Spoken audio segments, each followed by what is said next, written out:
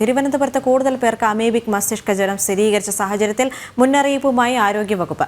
ജലാശയങ്ങളിൽ കുളിച്ചവർക്ക് രോഗലക്ഷണങ്ങൾ കണ്ടാൽ അത് പറഞ്ഞ് ചികിത്സ തേടണമെന്ന് ആരോഗ്യവകുപ്പ് മന്ത്രി വീണ ജോർജ് അഭ്യർത്ഥിച്ചു. തിരുവനന്തപുരത്ത് ഇതുവരെ 8 പേരാണ് രോഗം സ്ഥിരീകരിച്ച് ചികിത്സയിൽ കഴിയുന്നത്. വിവരങ്ങളുമായി എസ് ശാലിനി ചേരുകയാണ്. ശാലിനി, കൂടുതൽ വിവരങ്ങൾ.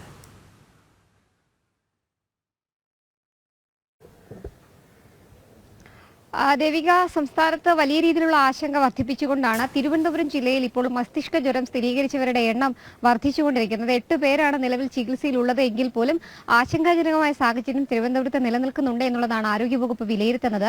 ICMR-ന്റെ പഠനം ഒരു ഭാഗത്ത് നടക്കുന്നു, മറുഭാഗത്ത് തദ്ദേശീയമായിട്ടുള്ള പഠനങ്ങളും വിലയിരുത്തലുകളും നടന്നുകൊണ്ടിരിക്കുകയാണ്. ഇതിന്റെ അടിസ്ഥാനത്തിലാണ് ഇപ്പോൾ ആരോഗ്യമന്ത്രി പ്രത്യേകമായിട്ടുള്ള നിർദ്ദേശങ്ങൾ പുറപ്പെടുവിച്ചിട്ടുള്ളത്. ഏതെങ്കിലും തരത്തിൽ രോഗലക്ഷണങ്ങൾ കാണുന്ന ആരെങ്കിലും ഉണ്ടെങ്കിൽ അത്തരക്കാർ സ്വയം ചികിത്സ എടുക്കരുത്, പരമാവധി നേരത്തെ തന്നെ ആശുപത്രിയിലെത്തി ചികിത്സ തേടണം എന്നുള്ള നിർദ്ദേശം ഇപ്പോൾ നൽകിയിട്ടുണ്ട്. കഴിഞ്ഞ ദിവസം ഇതുമായി ബന്ധപ്പെട്ട മരുന്നുകളടക്കം തലസ്ഥാനത്ത് എത്തിച്ചൊരു സാഹചര്യം കൂടിയുണ്ട്. രോഗം സ്ഥിരീകരിച്ച പേരൂർക്കട സ്വദേശി ഉൾപ്പെടെയുള്ളവരുടെ രോഗ ഉറവിടം എവിടെയാണ് എന്ന് കണ്ടെത്താൻ നിലവിൽ ആരോഗ്യവകുപ്പിന് കഴിഞ്ഞിട്ടില്ല എന്നുള്ളത് ആശങ്ക ഇരട്ടിയാക്കുന്നുണ്ട്. നെയ്യാറ്റിൻകരയിൽ അടക്കം കൂടുതൽ പേർ നിരീക്ഷണത്തിൽ കഴിയുകയാണ്. ഇവരുടെ കൂടുതൽ പരിശോധനാ ഫലങ്ങൾ വരും മണിക്കൂറുകളിൽ പുറത്തു വരും എന്നുള്ളതാണ് ആരോഗ്യവകുപ്പ് വിലയിരുത്തുന്നത്. അതേസമയം തന്നെ തദ്ദേശ വകുപ്പും ആരോഗ്യവകുപ്പും തമ്മിലുള്ള വലിയ രീതിയിലുള്ള വിമർശനങ്ങൾക്കും വാക്പോരുകൾക്കും ഈ ഒരു അവസരം ഇടയാക്കിയിട്ടുണ്ട് എന്നുള്ളതാണ്. തദ്ദേശീയമായി രോഗം കണ്ടെത്തേണ്ട ചുമതല അല്ലെങ്കിൽ അത്തരത്തിൽ ചില നിർദ്ദേശങ്ങൾ നൽകേണ്ടത് ആരോഗ്യവകുപ്പാണ്. അത് ആരോഗ്യവകുപ്പ് നൽകിയിട്ടില്ല.